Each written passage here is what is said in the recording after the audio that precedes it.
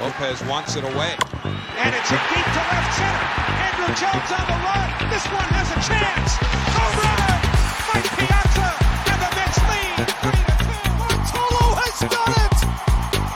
The impossible has happened! This is one of the great moments in the history of baseball. Ladies and gentlemen, Mets fans of all ages, here is your host, Nick Durst.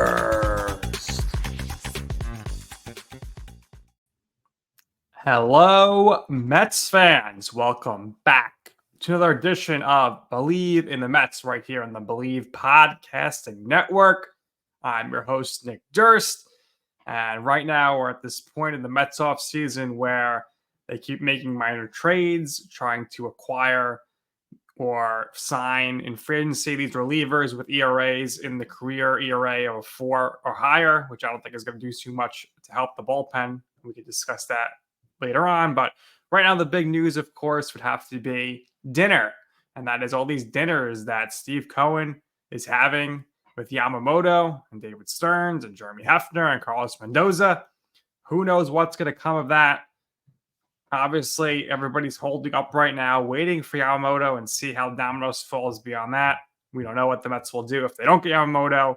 Who knows if they're going to get Yamamoto? But helping me now to break that all down and discuss the Mets' chances of landing Yamamoto, a fellow Bleav podcast host. He hosts the Unfiltered show. He is Casey Stern. Casey, welcome in. What's your confidence level right now as far as Yamamoto is concerned becoming a New York Met? Hey, Nick, it's not very high, if I'm being honest, only because to me, and I said this during the Ohtani sweepstakes where I said really from go that this would be the Dodgers and always the Dodgers. A lot of times in these things and covering this sport over the last 20 plus years, it comes down to common sense. And you have to put yourself in the player's position. As much as a Met fan wants Yamamoto to come to the Mets, and I'm not saying it's not possible, clearly because of Steve Cohen and primarily because of Steve Cohen, they will be in the mix. But if you had a chance to go to a New York Yankee team that already boasted the talent level that they had, which at least was a little bit surpassing where the Mets were, you just brought in Juan Soto. You know that they're dedicated to spending more money. You know they're in a different kind of time period than where the Mets are. They're where the Mets were a year or two ago and stamping down and saying, hey, we're willing to put in millions upon millions to go forward. Luxury tax, no big deal. We've got to win it now. The Mets aren't in a win it now kind of a phase. It leans towards the Yankees for all of those reasons. And when you live overseas, being a Yankee, I mean, that is like McDonald's or Band-Aid in terms of brand. That is where all of those folks grow up watching baseball and thinking about, you know, heavens forbid one day having an actual chance to play, what it would be like to play in the Bronx. So I think the Yankees have a better shot than the Mets do. I think clearly if the Dodgers are in it to win it with the money that they have to spend, they are in a better spot than the Mets are, having just brought in Ohtani and now Tyler Glasnow and having all the money that they have to spend. I'd probably put the Mets in the third spot ahead of the Red Sox, who seem to be maybe the top 4 competitors. But yeah, I think if we're being fair, odds are favoring the Yankees or the Dodgers before the Mets in this situation, for sure.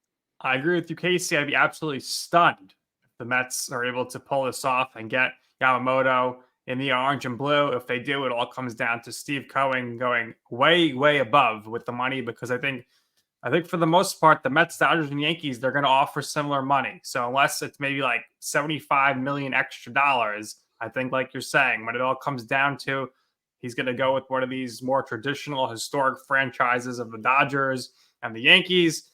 And that's going to leave the Mets floundering with this rotation of Senga, which I think is, he could be an ace. He was great last year, one of the best pitchers in baseball. Quintana, if he's healthy, he was good.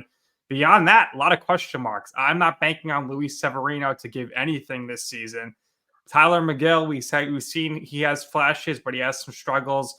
Joey Lucchesi, can't really trust him. Budo, what do you think is the backup plan here, Casey, if the Mets don't get Yamamoto? I think they should be looking to the trade market, trying to get one of these pitchers that is going to be a free agent in the next 2 years, like a Dylan Cease or maybe a Corbin Burns or Shane Bieber, because I don't think there's any chance they can be a competitive team like they keep saying if they go into the season with the rotation as is right now. Yeah, I agree with you on the back part of that. The only part about the front half of it is that the Mets are not really in and this, I know Met fans don't want to hear this. The Mets franchise is not in the state that we're in a year ago, which is win now and win at all costs. That's not why David Stearns is there. He would not have come in there in that situation if that's how they were handling it, because it wouldn't be the smart way to handle it. So because of that, trading and giving a boatload to get a Burns or a Dylan Cease or a Shane Bieber, the teams that do that are going to be teams that can win a World Series now. The Mets are not winning a World Series this year. The Mets are highly unlikely to make the playoffs this year. And even if Yamamoto comes on the Mets, the difference between him and the Mets and really the two teams that we mentioned, the Yankees or Dodgers, does not immediately make them a playoff team. He stamps the Dodgers as a favorite to win the World Series if he goes there, and he stamps the Yankees most likely as a favorite to go ahead and, let's say, win the division. He doesn't put the Mets even in a playoff position by himself. So I think you're looking at the Jordan Montgomerys of the world. You're looking in that second tier of pitchers. Sonny Gray would have been a great option for them, but he went early off the board in a 3-year deal to the St. Louis Cardinals. I don't see them playing on Blake Snell. So I think you're probably looking at Montgomery being maybe the highest option that you look at in terms of starting pitching, and them looking to fill out a rotation that gives them more innings. The point you made earlier about the bullpen is a major issue, because even if they're able to go ahead and nail a couple of starters down, they don't have the kind of bullpen when you get to that kind of Swiss cheese in the middle to get to the 8th, 9th inning. You don't have that middle relief that you really can trust. You don't have depth that you have on the left and right side. Mets have a number of issues. And again, I go back to the overarching thing that the Met fan needs to understand. Look, Yamamoto would be brilliant, but it's not because of 2024. They're not winning a lot in 2024. They have a chance to be in a wild card race, which almost everybody over 500 is in this sport. That's kind of where they are. But Yamamoto long-term enables them 25, 26, 27, and so on to be a real primary contender with him as part of it. That's where this is more important, not 2024, where the Mets are not going to even have a chance to compete with the Atlanta Braves in the NL East. Well, the Mets in 2024, I don't think they're going to be very good. I'm with you. I don't think they're even a 500 team. We'll see what they do. They need a lot of help offensively. They need a lot of help in the pitching rotation and in the bullpen. Just a lot of holes. So I'm not really buying, as they keep saying, we're going to be a competitive team. When I keep hearing that, and they were pressed on it a little bit in the press conference, the introductory press conference for David Stearns, when it's saying, what do you mean by competitive? Just to say we're going to be competitive. Doesn't mean we're going to be good. Doesn't mean we're going to be trying to win. I think they're kind of just going to sit back and relax in the sense of making major moves here. And they're just going to hope maybe we sneak in with 83, 84 wins. I mean, they were only 7 games off Diamondbacks last year in the play to get the playoff push. But the 2024 roster, they need to do something offensively as well here, KC. They can't just kind of run it back and hope Marte is going to play over 82 games and Stewart's going to be this great player now in the outfield, and Mark Vientos is going to be good to go. Brett Beatty, how near the year of him. I mean, losing Mauricio for the year with that ACL injury to me is a killer, because I think a lot of people were excited to see what he could do. Is this guy going to be the future third baseman? If you have him, there's more flexibility moving McNeil to the outfield. Now they need to get somebody, whether it's going to get an outfielder, going to get an infielder type, or in addition to, I think they should be going for a DH type as well. All signs right now are pointing toward Justin Turner being the perfect fit for this particular season, a 1-year deal.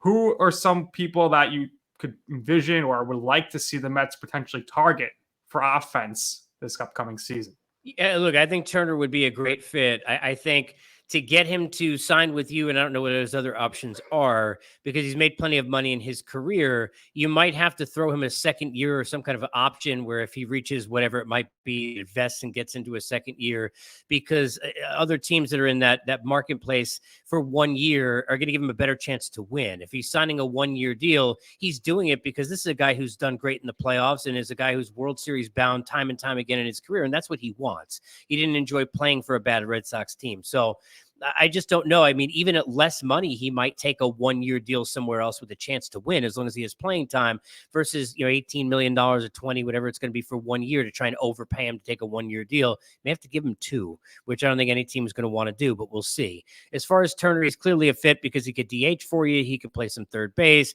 Look, I've said this about Brett Beatty since he came up. Met fans don't want to hear this. Met fans think every prospect is the greatest thing that's ever happened. Met fans had, Dilson Herrera posters on their wall forever, twice. So, yeah, I've kind of been sick of it for most of my lifetime about the obsession that Met fans have with prospects.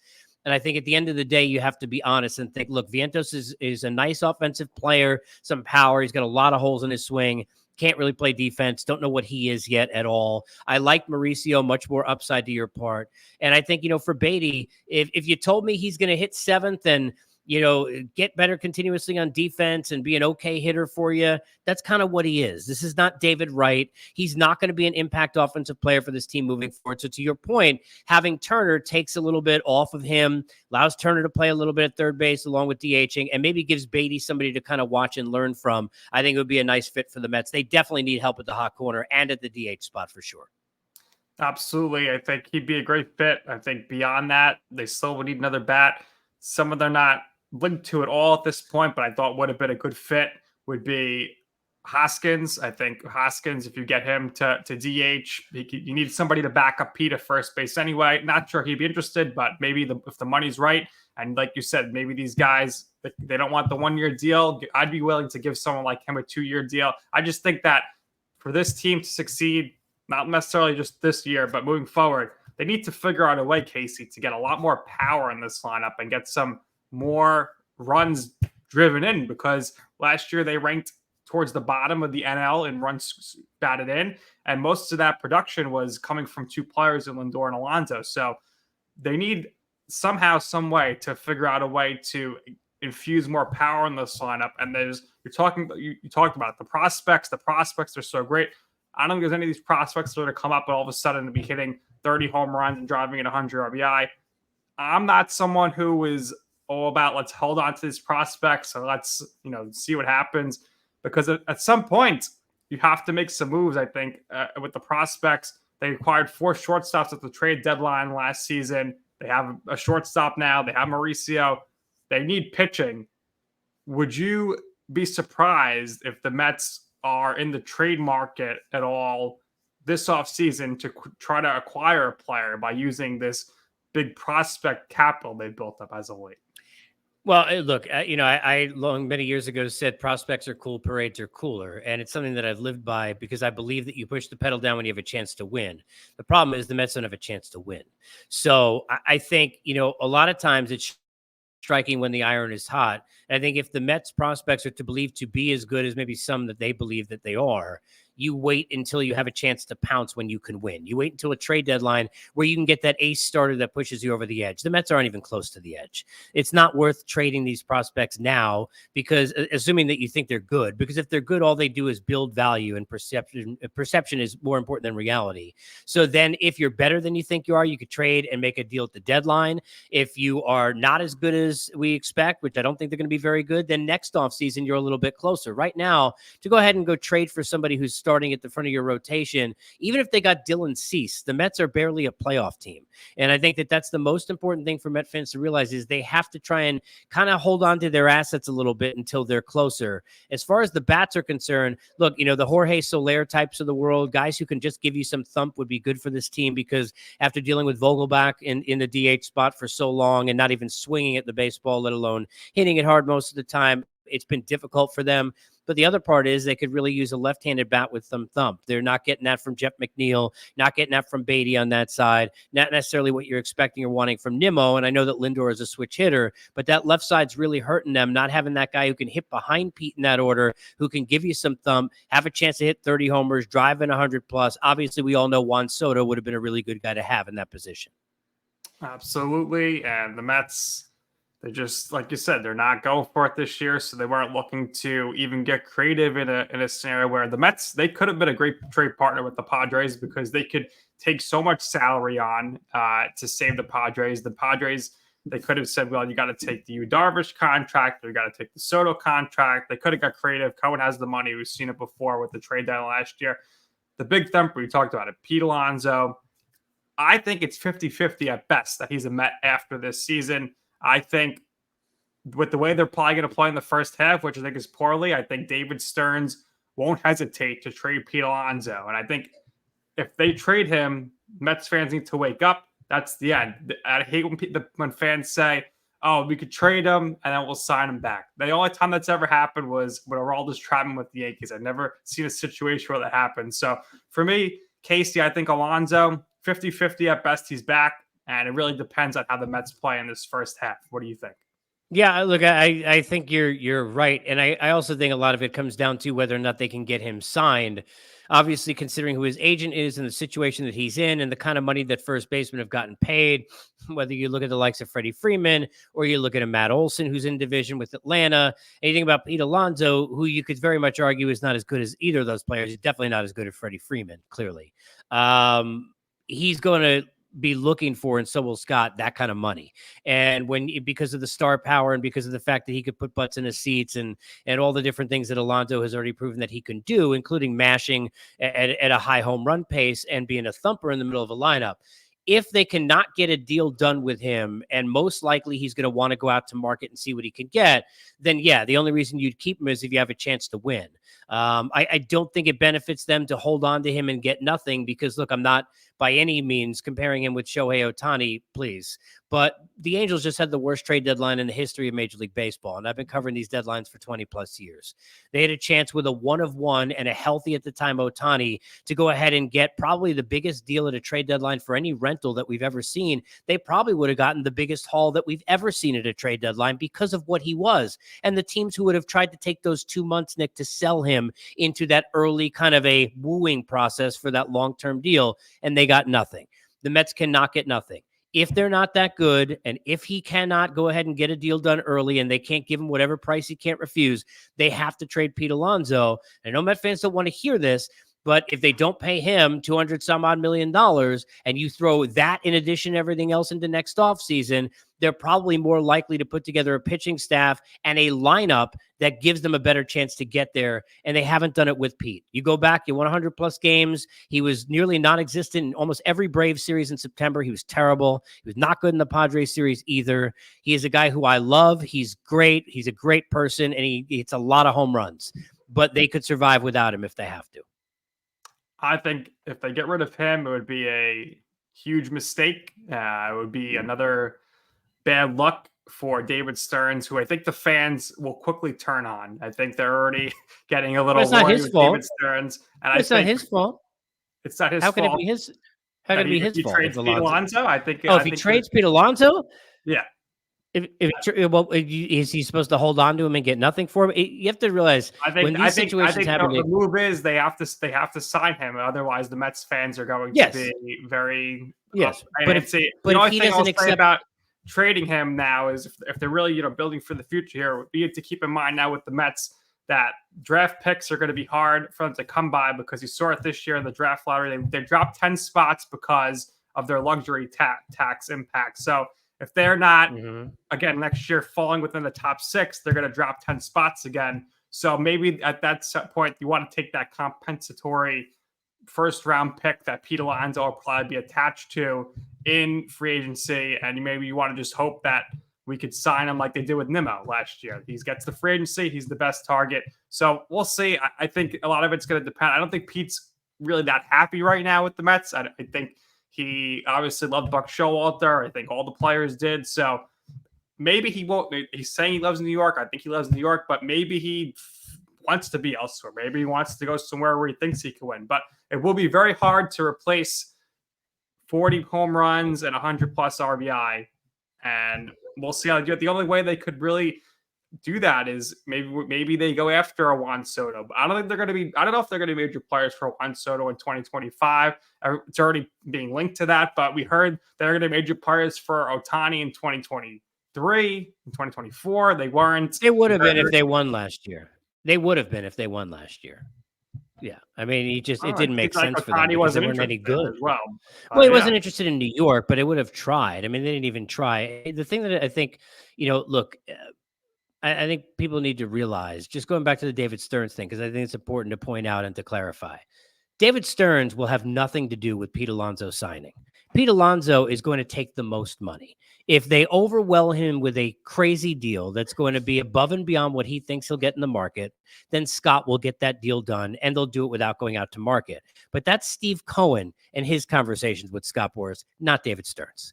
David Stearns not going to have anything to do with it because it's about writing a check. Now, when David Stearns was in Milwaukee, he had to go ahead and finagle as much as possible. He doesn't have to do that here. As far as Pete Alonso is concerned, the only thing that's going to keep him, Nick, from going out to market is him getting $30, $40, $50 million more than he thinks he can get in free agency. Otherwise, he's going to free agency. It's not going to be about David Stearns. So if any Met fan thinks it's going to be David Stearns' fault, it's not. To not go to the market. There's no upside to not go to free agency. I would go to the market. If I were him, who wouldn't? Of course, so but it's not David Stearns' fault if he doesn't. If he trades Pete Alonso, and unless these players become, great, it's fair enough. It's going to take a hit to his PR from the Mets fan standpoint, and there's going to be a lot of empty seats at Citi Field for the rest of the season, especially after. I don't know about that, but you don't think so? You think the seats will be packed at Citi Field if they trade Pete Alonso and they're horrible? I don't think they're going to be packed anyway next year because I don't think the team's going to be very good. But I think at the end of the day, I think if it comes out that the Mets have offered him a deal that is at Freddie Freeman type money and he turns that down, then Met fans are going to turn on him quicker than they'll turn on David Stearns, because I lived through and covered the Mets on a daily basis during the Jose Reyes situation.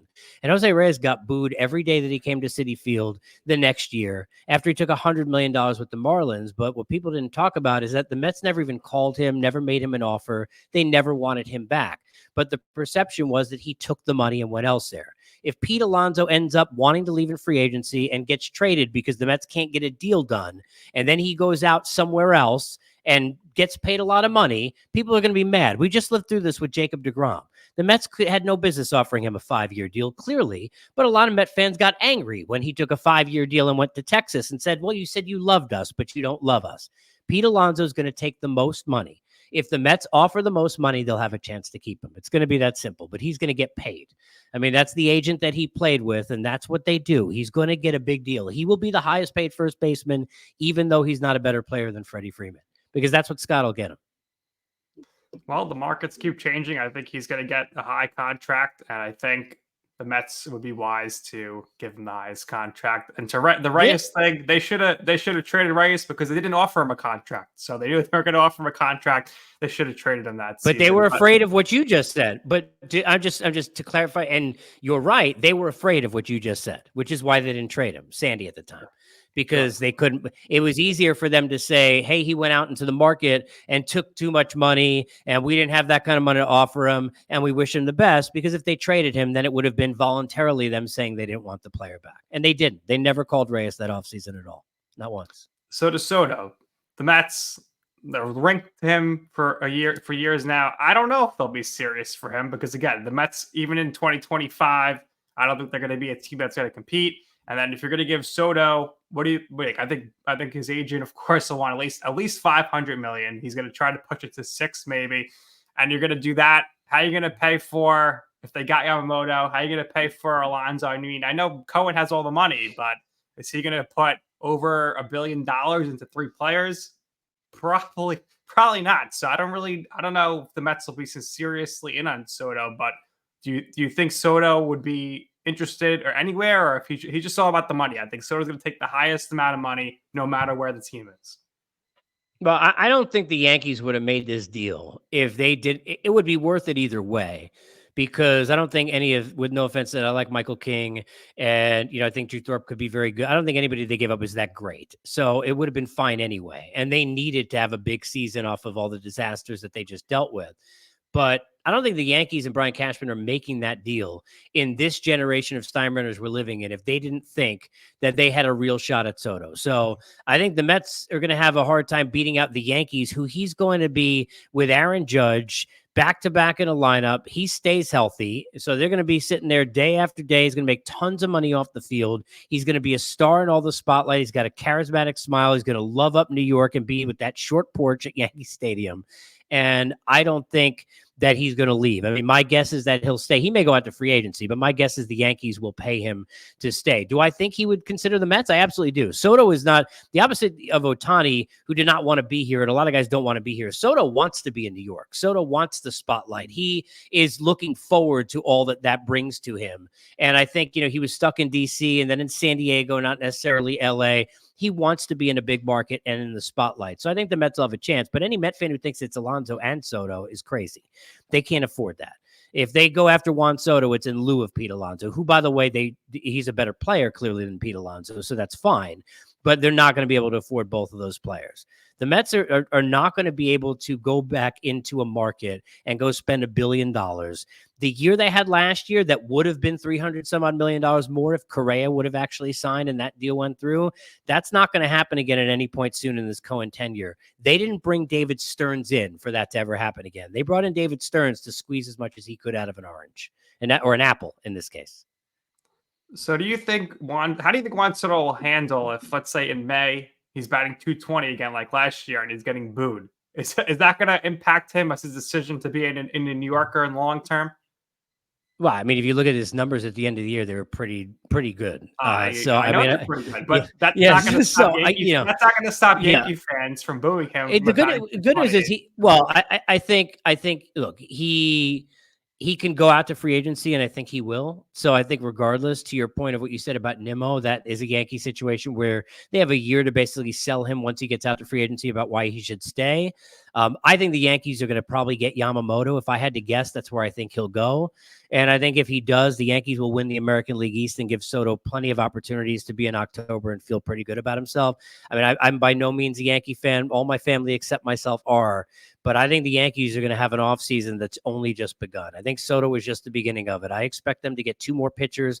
I expect Yamamoto to probably go there. And if those things happen, I think the Yankees probably win the American League East and give Soto plenty of opportunity in October to want to come back. So I think the Mets will be in it. I do. But I think Juan Soto is going to be a Yankee long-term. I think that's what will happen in the offseason. All right, enough Yankee talk on this Mets podcast. Let's talk one last thing with the Mets, and that is, I think it's going to be really important that your buddy, John Gibbons, is the bench coach for the Mets this year, because Carlos Mendoza, I have my doubts about him. Let's see him prove me wrong. Usually when you hire a bench coach, it's because the guy is coming from a World Series winner like the Red Sox did with Alex Cora, not from a team that missed the playoffs the previous year. I think Mendoza's here because he's going to grow with the team as they grow with the new players and they call up the Drew Gilberts and Acuñas of the world this season.